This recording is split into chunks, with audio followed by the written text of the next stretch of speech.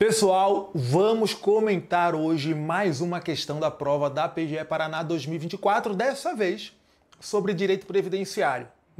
Direito previdenciário e direito adquirido. Como é que funciona o direito adquirido na matéria previdenciária? É isso que a gente vai ver aqui hoje. Vamos lá. Meus amigos, olha só, é o seguinte, como sempre, quando a questão exige ali alguns entendimentos jurisprudenciais, a gente faz uma breve revisão sobre o que a questão está cobrando e depois passa para a análise das assertivas da questão, beleza?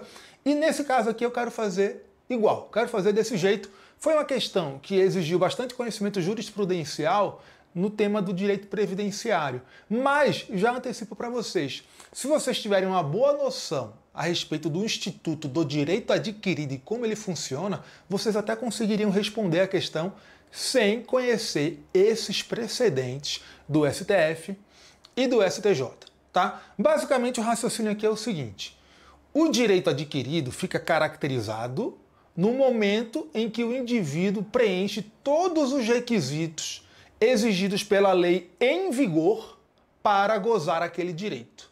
Então, se a lei está em vigor e ela exige alguns requisitos para que aquele direito seja gozado, e a pessoa preenche esses requisitos, essa pessoa adquire o direito naquele momento, né? Adquire aquele direito no momento em que preencheu esses requisitos, e pouco importa se depois tem alterações na legislação. Por que isso? Porque a Constituição, no artigo 5º, assegura o direito adquirido. E é por isso que emendas constitucionais, especialmente em matéria previdenciária, não podem deixar de respeitar direito adquirido a determinados benefícios previdenciários. Por isso que as emendas sempre resguardam os segurados que já adquiriram direito àquele benefício. Elas resguardam expressamente, mas nem precisaria, porque o artigo 5º da Constituição assegura o direito adquirido e esse artigo 5º é uma cláusula pétrea, segundo o artigo 60, parágrafo 4º, de modo que uma emenda constitucional não pode deixar de respeitar direitos adquiridos. Beleza? Então, o raciocínio é esse. Você tem direito adquirido àquele benefício, aquelas regras aplicáveis, se você, enquanto aquelas regras estão vigentes, preencheu todos os requisitos para a aplicação daquelas regras. É isso, beleza? E aí você tem que aplicar esse raciocínio a cada caso. Como é que eu aplico para caso de aposentadoria? Como é que eu aplico para caso de pensão por morte? Você tem que ver o seguinte: qual é o momento em que ocorre o fato gerador do direito ao benefício?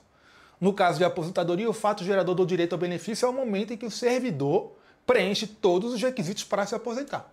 No caso da pensão por morte, o fato gerador do direito ao benefício é o falecimento do segurado. Então, o pensionista terá direito à pensão nos termos da legislação vigente no momento do óbito, porque é ali que surge o direito ao benefício. Beleza? Então, esse é o raciocínio. A gente vai ver que esse raciocínio está presente em diferentes precedentes e súmulas do STF e do STJ, tá? Eu vou jogar na tela para vocês para ficar mais fácil de visualizar. Olha só. Vamos lá, vamos lá. Eu vou jogar nessa tela aqui, nessa tela que está comigo aqui, beleza? No estúdio. Olha só. Primeiro a gente tem que ver a súmula 359 do STF, que ela fala basicamente o seguinte: os proventos de aposentadoria do servidor serão calculados de acordo com as regras que estavam em vigor no momento em que ele preencheu os requisitos para se aposentar. Então, ainda que depois tenham mudado essas regras, ele terá o seu benefício calculado de acordo com as regras que ele atendeu, beleza? Olha só, súmula 359 do Supremo. Ressalvada a revisão prevista em lei, os proventos da inatividade regulam-se pela lei vigente no tempo em que o militar ou o servidor civil reuniu os requisitos necessários. Por quê? Porque nesse momento ele adquiriu o direito àquelas regras, tá?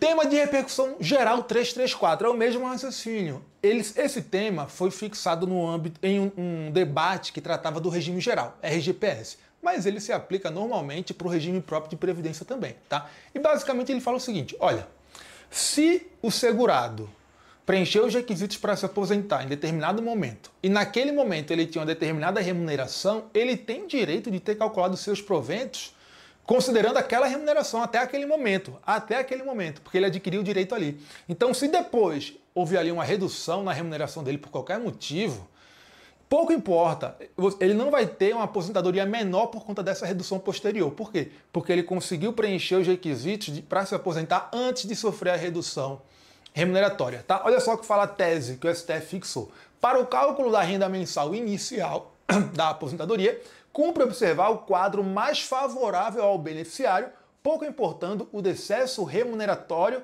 ocorrido em data posterior ao implemento das condições legais para a aposentadoria, respeitadas a decadência do direito à revisão e a prescrição quanto às prestações vencidas. Então imagine o seguinte, o indivíduo se aposentou, isso aqui foi no caso do RGPS, né? Mas o raciocínio se aplica a qualquer regime de previdência. Mas o indivíduo se aposenta então no RGPS. E ele se aposenta e ele fala, olha, na verdade eu tinha direito a uma aposentadoria mais alta, de maior valor, porque quando eu preenchi os requisitos para me aposentar, a minha média de contribuições era maior. Eu até tive uma redução salarial depois, só que eu consegui preencher os requisitos antes. Então a gente não deve considerar essa redução remuneratória. Daí ele vai lá e ajuiza a ação. Ele tem direito a aplicar a regra mais benéfica, que dá para ele uma aposentadoria melhor? Tem, porque ele preencheu os requisitos para se aposentar antes, adquiriu o direito antes. Só que daí nessa ação vai ter que respeitar, né, questões como decadência e como prescrição para obter o pagamento das diferenças atrasadas. Beleza? E por fim, a súmula 340 do STJ, que fala da pensão por morte e do momento que surge o direito à pensão por morte e, portanto, esse é o momento que marca a norma aplicável para disciplinar aquela pensão por morte. Olha só, súmula 340 STJ. A lei aplicável à concessão de pensão previdenciária por morte é aquela vigente na data do óbito do segurado. É isso aí. Então veja só, um segurado de qualquer regime de previdência morre.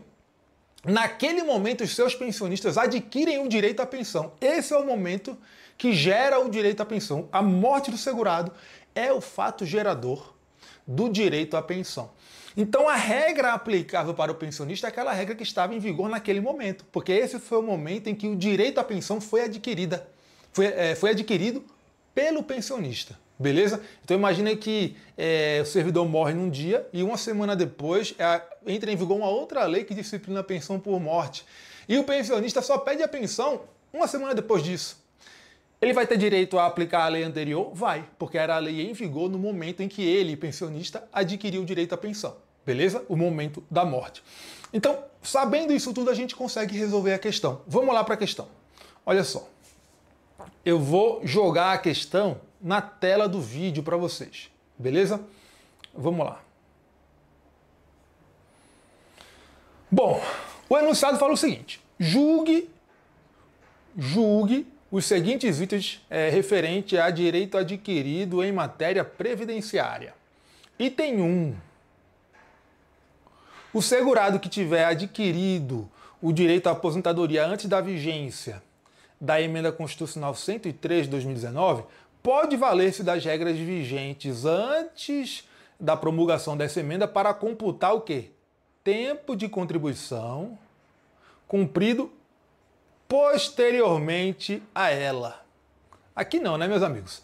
Isso aqui está errado porque o segurado ele tem direito adquirido de acordo com as regras anteriores, pelo que ele cumpriu até a entrada em vigor das regras novas.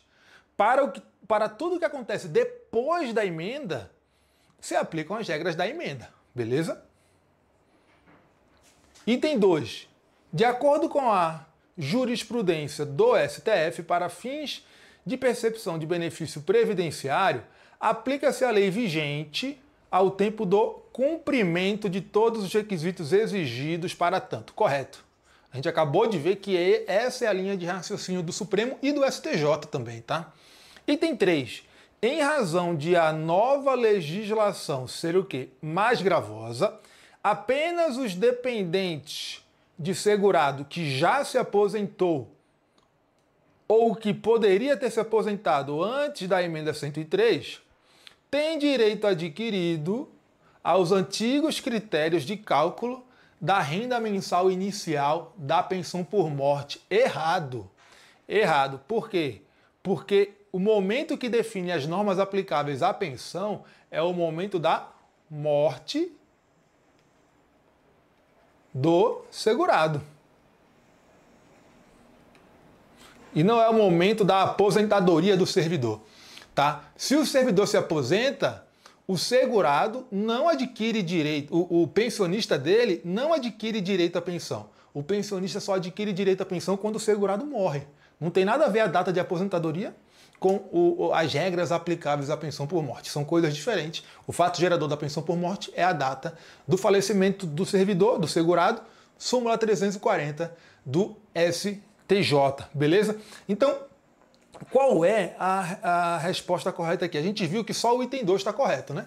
Então, se só o item 2 está correto, qual é a opção correta aqui para a gente? A opção correta, ó, é letra C, tá bom? Letra C é o gabarito dessa questão. Beleza, meus amigos?